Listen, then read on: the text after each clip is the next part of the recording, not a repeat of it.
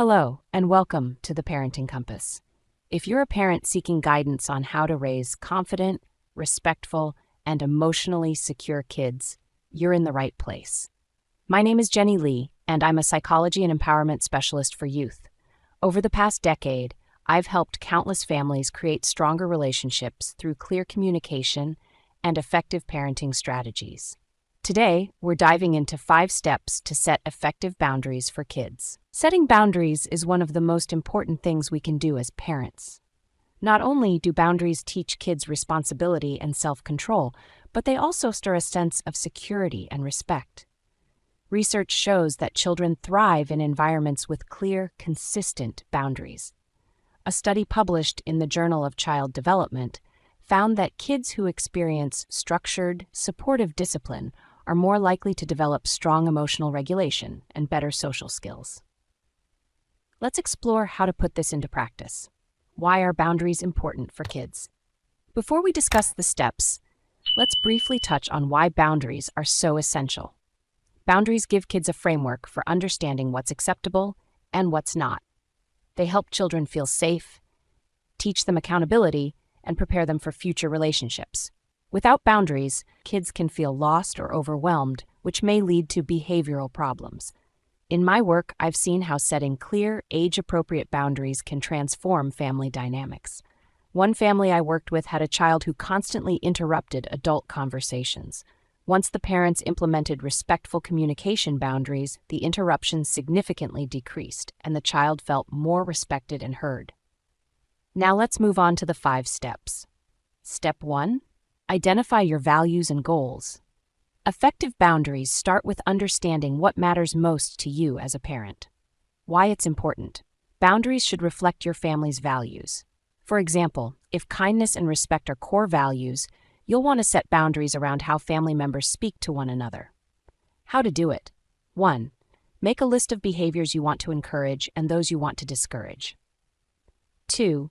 Reflect on long-term goals for your child, such as fostering independence or empathy. Example, a parent I worked with wanted her children to learn the value of teamwork. She set a boundary that everyone must contribute to household chores, and she tied it to a family goal of creating a harmonious home environment. Challenge, what if my partner and I have different values?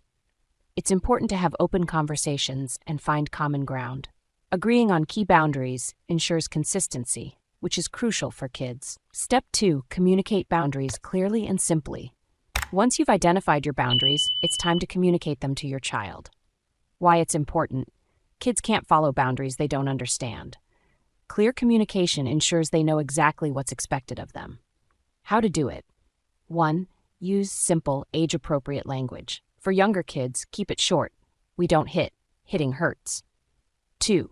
Explain the reason behind the boundary. We clean up our toys so they don't get lost or broken. 3. Be calm and direct. Avoid over-explaining or debating. Example, when a parent I worked with struggled to get her 6-year-old to follow bedtime routines, I suggested using a simple statement like, "Bedtime is at 8 p.m. so you can get enough sleep for school tomorrow." Challenge, what if my child keeps asking why? Stick to your explanation and avoid engaging in an argument. Over time, consistency will help your child accept the boundary.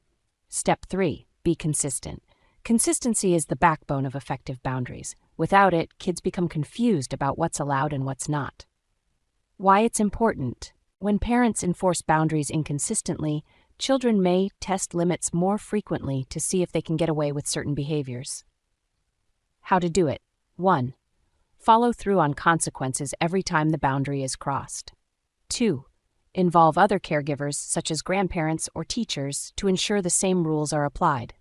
Example, a family I worked with had a rule that screen time was limited to 1 hour per day. Initially, they found it hard to stick to the rule, especially on weekends.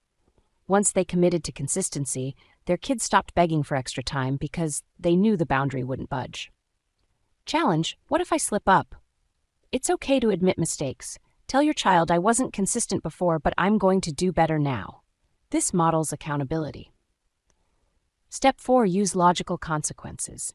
Consequences should be directly related to the boundary that was crossed. This helps kids understand the connection between their actions and the outcome. Why it's important. Logical consequences teach accountability without feeling punitive. How to do it. 1. Match the consequence to the behavior. For example, if your child refuses to clean up their toys, the toys are put away for a day. 2. Stay calm and neutral when enforcing consequences. Example, one of my clients had a teenager who kept missing curfew. Instead of grounding them for a week, we implemented a logical consequence. For every minute past curfew, they lost 1 minute of screen time the next day. This fair, logical consequence helped the teen respect the boundary. Challenge. What if my child gets angry about the consequence? Stay empathetic but firm. Acknowledge their feelings while reinforcing the boundary. I know you're upset, but this is what happens when we don't follow the rules. Model respectful behavior. Kids learn how to respect boundaries by watching how we respect theirs. Why it's important. When parents model respect, children are more likely to internalize and follow boundaries themselves. How to do it. 1. Knock before entering your child's room to demonstrate respect for their privacy. 2. Apologize when you make a mistake, showing that boundaries apply to everyone. Example, a parent I worked with wanted her son to stop interrupting. Instead of simply enforcing the rule, she made a conscious effort to listen attentively when he spoke. By modeling this behavior, he started mirroring it during family conversations. Challenge. What if I struggle with my own boundaries? Parenting is a learning process. Focus on small, manageable changes and remind yourself that modeling respect helps both you and your child grow. Let's recap the 5 steps to setting effective boundaries for kids. 1. Identify your values and goals. 2. Communicate boundaries clearly and simply. 3. Be consistent. 4. Use logical consequences. 5. Model respectful behavior. Setting boundaries is a gift you give your child. It provides them with structure, teaches self-discipline, and prepares them for the real world. While it takes patience and practice, the rewards are well worth it. If you found this video helpful, please give it a thumbs up, subscribe to the Parenting Compass, and share it with other parents who might benefit from these tips.